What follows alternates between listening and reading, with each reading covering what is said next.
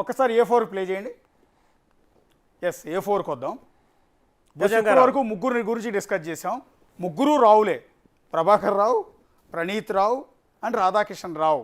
ముగ్గురు పోస్టుల గురించి గత బీఆర్ఎస్ ప్రభుత్వం ఉన్న 10 ఏళ్లలో ఏ విధంగా పదవుల్ని అంటే ఉద్యోగాల్ని తమకు నచ్చిన చోట పోస్టింగ్లు వేసుకుని ఏ విధంగా ఎంజాయ్ చేశారు, ఏ విధంగా అడ్డగోలుగా సంపాదించారు, ఏ విధంగా పదవిని దుర్వినియోగం చేశారు అనేది ఇప్పటివరకు డిస్కస్ చేసాం.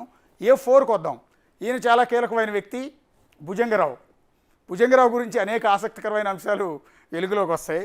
వీళ్ళందరి గురించి ఒక్కొక్క హిస్టరీ మనకి ఎక్కువ సమయం లేదు కాబట్టి కొద్దిగానే చెప్తున్నాం. కానీ ఇలా చెప్పుకుంటూ పోతే పుంకాలుగా డిస్కస్ చేసుకునే అవకాశం ఉంటుంది.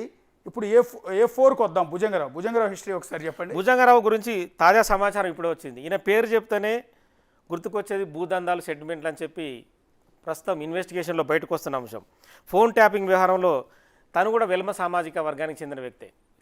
సేమ్ రావు ముగ్గురు. ఓకే.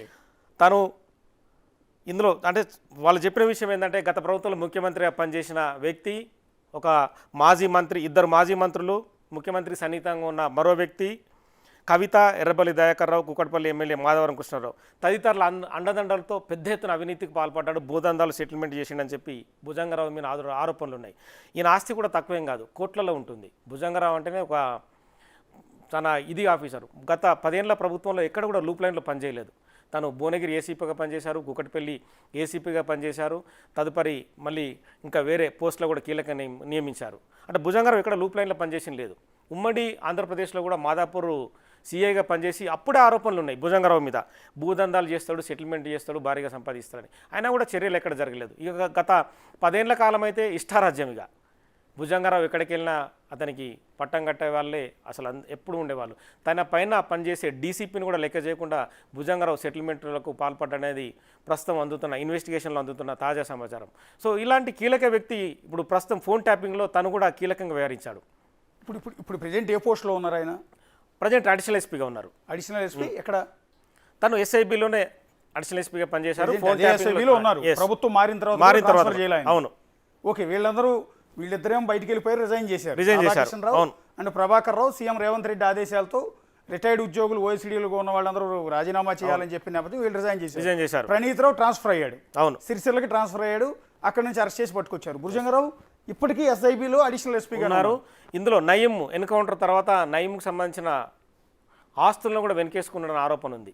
వీళ్ళు ఒక గ్యాంగ్ని ఏర్పాటు చేశారంట. ఎందుకంటే కొంతమంది సిఐలను, ఎస్ఐల్ని వాళ్ళు ఒక గ్యాంగ్గా పెట్టుకొని, అంటే వాళ్ళు ఏం చెప్తే ఎక్కడెక్కడ ఏ వ్యవహారాలు ఉన్నాయి ఆ వ్యవహారాలను చక్కపెట్టడం కోసం వీళ్ళందరూ పనిచేశారు. ఇప్పుడు వీళ్ళంతా కూడా ఎందుకంటే ఇప్పుడు చాలా విషయాలు వెళ్ళలోకి వస్తున్నాయి. గత ఎలక్షన్స్ జరిగింది కదా మనకు, అంటే కనీసం 2 నెలల పాటు ఎలక్షన్ పీరియడ్ నడిచింది.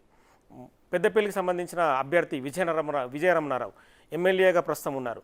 అతని గచ్చిబౌలో 6 కోట్ల రూపాయలు పట్టుకున్నారు. ఇక్కడ నుంచి పెద్దపల్లి తీసుకెళ్తున్నాడని ఆ సమాచారం ఎలా వచ్చింది వీళ్ళకి? మేము నిన్నేం వదిలిపెట్టా బిడ్డ, చూసుకుంటా నీ సంగతి అనేది ఆయన బెదిరింపు అర్థం. A1 ప్రభాకర్ రావు ప్రస్తుతం అమెరికాలో ఉన్నారు, రిటైర్డ్ ఉద్యోగి. A2 ప్రణీత్ రావు ప్రస్తుతం అరెస్ట్ అయ్యారు, పోలీసుల అదుపులో ఉన్నారు. A3 రాధాకిషన్ రావు అమెరికాలో పరారీలో ఉన్నారు. A4 భుజంగరావు ప్రస్తుతం ఎస్ఐబిలోనే ఉన్నారు, పోలీసుల అదుపులో ఉన్నారు, అరెస్ట్ చేశారు. నెక్స్ట్ A5కి వద్దాం. ప్రస్తుతం అంటే ఇతనికి భూపాలపల్లి రీసెంట్గా కాంగ్రెస్ ప్రభుత్వం ఏర్పడిన తర్వాత భూపాలపల్లి అడిషనల్ ఎస్పీగా తనకు పోస్టింగ్ ఇచ్చింది. క్రమంలోనే అరెస్ట్ అయ్యాడు. ఇందాక అడిగింది అదే, ఎస్ఐబిలో ఉన్నారా? ఎస్ఐబి నుంచి వచ్చిన తర్వాత, ఎందుకంటే మీరు అన్నట్టుగా ప్రభుత్వం మారిన వెంటనే కొంతమంది ట్రాన్స్ఫర్లు అయ్యాయి. సో అందులో ప్రభుత్వం మారకముందే ప్రణీత్ రావుని ఆ సిరిసిల్లకి ట్రాన్స్ఫర్ చేశారు, భుజంగరావుని భూపాలపల్లి ఏఎస్పీగా ట్రాన్స్ఫర్ చేశారు. అక్కడి నుంచే పిలిపించారు, విచారణకు, తదుపరి అరెస్ట్ జరిగింది.